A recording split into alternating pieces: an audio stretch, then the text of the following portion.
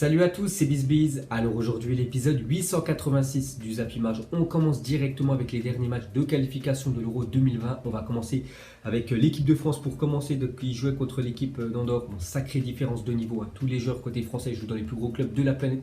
Côté Andorre, c'est même pas leur taf d'être footballeur, ils ont beaucoup de boulot à côté, on peut dire. Donc bien sûr, il y a une sacrée différence de niveau et l'équipe de France a imposé logiquement 3-0. Donc Coman, Lenglet et Ben Yedder, ils auraient pu inscrire encore plus de buts. Donc Antoine Griezmann a loupé une fois de plus un penalty, donc il a déjà loupé un péno il y a quelques jours contre l'Albanie. L'équipe de France a touché 2 fois la barre transversale, il y a eu beaucoup d'occasions. Le score aurait pu être beaucoup plus sévère, mais bon, l'objectif c'est la victoire, donc 3-0 pour les Bleus.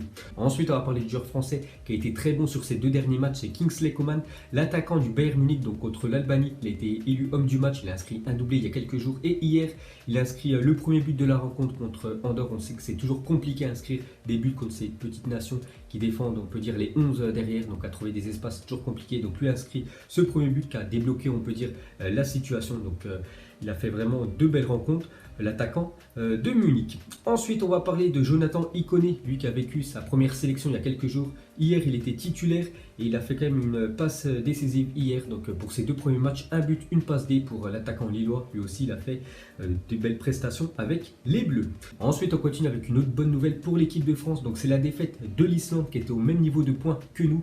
Ils sont inclinés du côté de l'Albanie. Donc l'Albanie, on a gagné il y a quelques jours contre cette équipe. Donc parfait, hein, pour l'équipe de France qui prend 3 points d'avance sur l'Islande. Donc ils sont au même niveau que la Turquie, vu que la Turquie s'est imposée du côté de la Moldavie. Donc n'oubliez pas que dans chaque groupe de qualification de l'Euro 2020, donc ça sera les 2 premiers qui seront qualifiés directement. Ensuite, cette fois-ci, on va parler de l'Angleterre qui joue contre le Kosovo. Donc score final 5-3, 8 buts quand même dans la rencontre.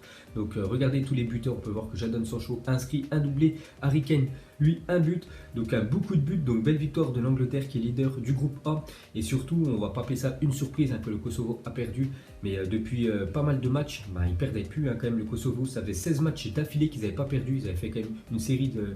Enfin, il y a eu 10 victoires, 5 matchs nuls et une défaite contre l'Angleterre hier, hein. Donc le Kosovo qui fait vraiment des très bons résultats. N'oubliez pas que c'est les 2 premiers qui peuvent se qualifier, donc l'Angleterre va certainement terminer en première position, mais le Kosovo peut accrocher cette 2e place qualificative pour l'Euro 2020 s'il continue à faire des bons résultats dans ces matchs de qualification. Ensuite, les gars, on va parler de Sterling face au Kosovo hier soir. Donc il a fait beaucoup de mal à cette équipe parce qu'il a inscrit déjà un but et il a fait aussi 3 passes décisives, l'attaquant de Manchester City. Ensuite, cette fois-ci, regardez les stats de Harry Kane avec l'Angleterre. Donc seulement un but pour lui, mais il a des très belles stats avec les Lions, on peut dire, de l'Angleterre. Donc 41 matchs, 26 buts, donc plus de 1 but tous les 2 matchs à peu près, voilà, pour Harry Kane, et 7 passes décisives. Donc des belles stats pour l'attaquant des Spurs. Ensuite, les gars, on va parler du carton de la soirée. Donc c'est l'équipe du Portugal, elle aussi, qui a inscrit 5 buts contre l'équipe de Lituanie. Bon, la Lituanie, je crois, c'est au classement FIFA 130e. Bon, après, c'est très faible. Voilà, le Portugal s'est quand même imposé, parce que des fois, il y a des équipes qui galèrent, hein. Donc 5-1 pour les Portugais. Et surtout, il y a un joueur qui a été énorme sur cette rencontre. Bien évidemment, c'est Cristiano Ronaldo. Donc on voit à chaque fois son nom. Donc il a quand même inscrit 4 buts, Cristiano Ronaldo. Un quadruplé pour l'attaquant de la Juventus. Donc on continue avec lui, hein. Donc en ouvrant le score hier soir face à la Lituanie, Cristiano Ronaldo a désormais marqué contre 40 sélections différentes dans sa carrière. Donc regardez, hein, tous les drapeaux. Donc on peut voir des grosses nations quand même, hein. On peut voir la Belgique, il a déjà inscrit un but, Cristiano Ronaldo, contre l'Espagne en Coupe du Monde. Même il a inscrit un triplé, c'était l'année dernière. Sinon on peut voir tous les autres pays, les Pays-Bas aussi.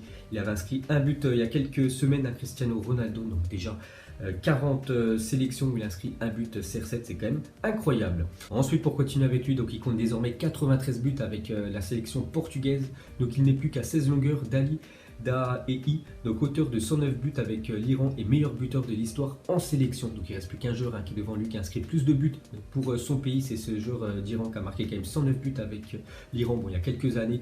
Donc Cristiano Ronaldo a 34 ans, donc il reste encore des belles années de footballeur devant lui. Et s'il inscrit comme hier soir 4 buts par match, donc il va arriver très vite pour battre ce record d'Ali Daei. Donc affaire à suivre. Ensuite, pour continuer avec les meilleurs buteurs des sélections, donc toujours, hein, l'attaquant iranien qui est en première position, 109 buts. Deuxième position, Cristiano Ronaldo, 93 buts. Et troisième position, le buteur hongrois Puksas qui a 84 buts. On peut voir tous les autres buteurs. Pelé, 77 buts. On peut voir Lionel Messi avec l'Argentine, 68 buts. Et le premier français, c'est quand même Thierry Henry. Regardez, il est classé très loin avec 51 buts. Et on va faire une petite comparaison. Donc Cristiano Ronaldo a marqué à lui seul 93 buts en sélection du Portugal. À titre de comparaison, les deux meilleurs buteurs de l'équipe de France, donc Thierry Henry 51 buts et Michel Platini 41 buts. À eux deux totalisent 92 buts, donc ça fait un but de moins quand même que Cristiano Ronaldo à lui tout seul. Donc ça prouve la statistique impressionnante de Cristiano Ronaldo avec sa sélection. Donc rien à dire, il est énorme avec le Portugal CR7.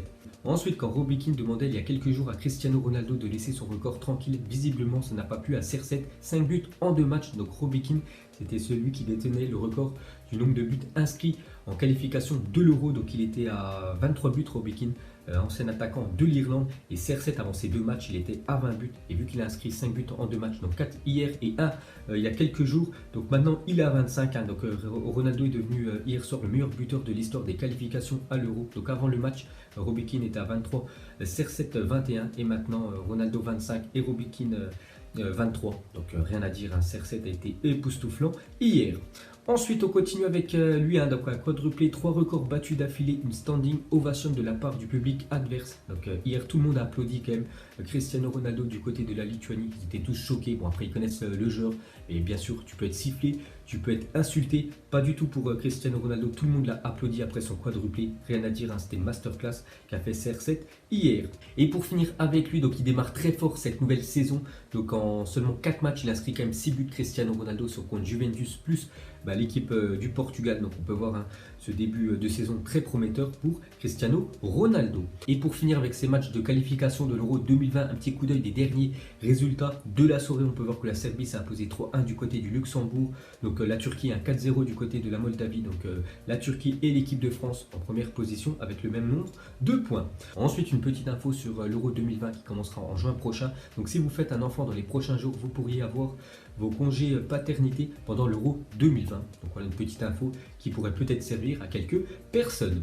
Ensuite les gars, on va parler de l'équipe du Brésil qui jouait cette nuit contre l'équipe du Pérou. Donc c'était le remake de la finale de la Copa América qui avait lieu il y a quelques semaines. Le Brésil s'est imposé 3-1. Donc là c'était un match amical et le Pérou a pris sa revanche. Voilà, ils ont gagné 1-0 le match. Bon, bien sûr, c'est mieux de gagner une finale que de gagner un match amical. Mais voilà, première défaite pour le Brésil depuis la défaite qu'ils avaient eue en quart de finale contre la Belgique lors de la Coupe du Monde. Ensuite, on va parler de Léo Messi, donc toujours blessé à la cuisse droite. Messi est très incertain pour la réception de Valence samedi. Gros choc, un Barça-Valence samedi soir. Donc l'attaquant argentin n'a pas joué une seule minute cette saison avec le Barça en Ligue 1. C'est pour ça que le Barça avance pas trop quand même. Seulement une victoire, un match nul et une défaite pour l'équipe du FC Barcelone. C'est très peu quand même.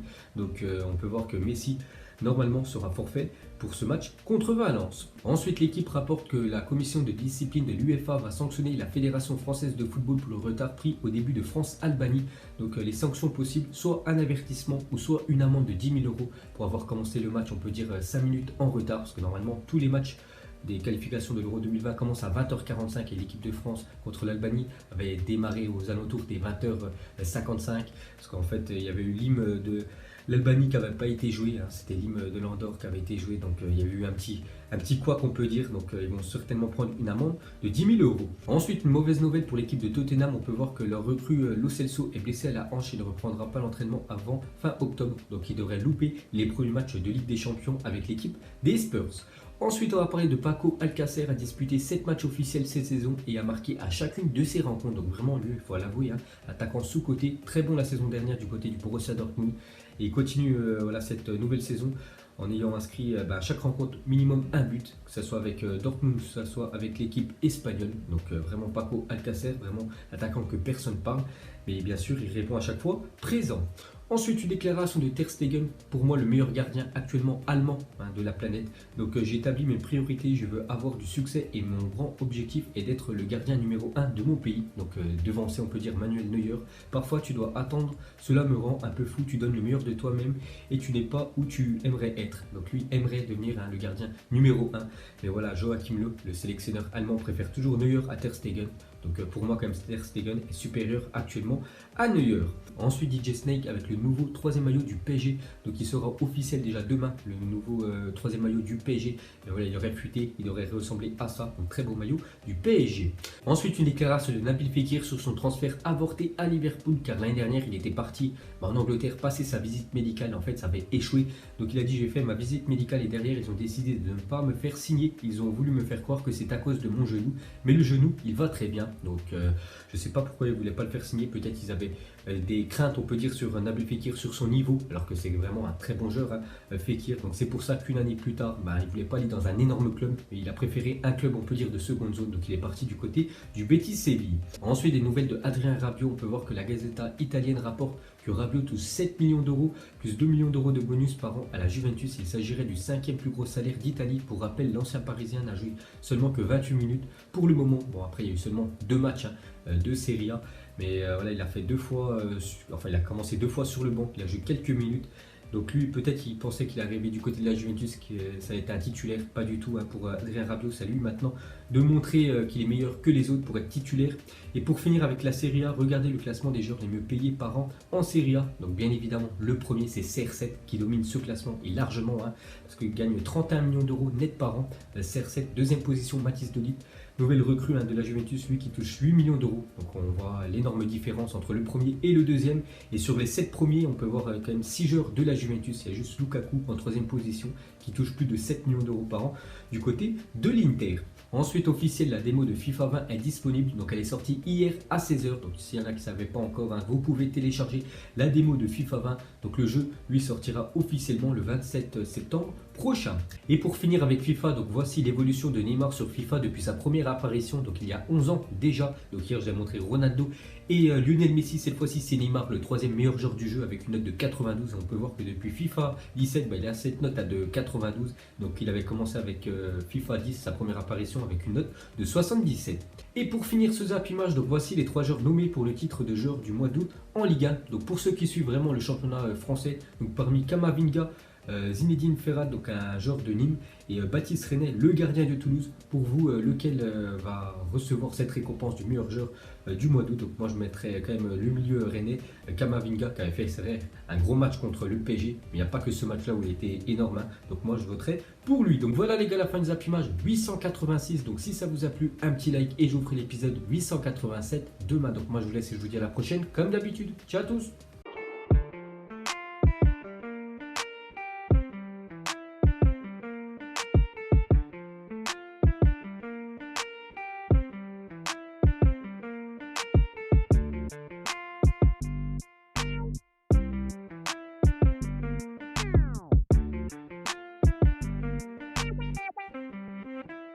Non-formidable.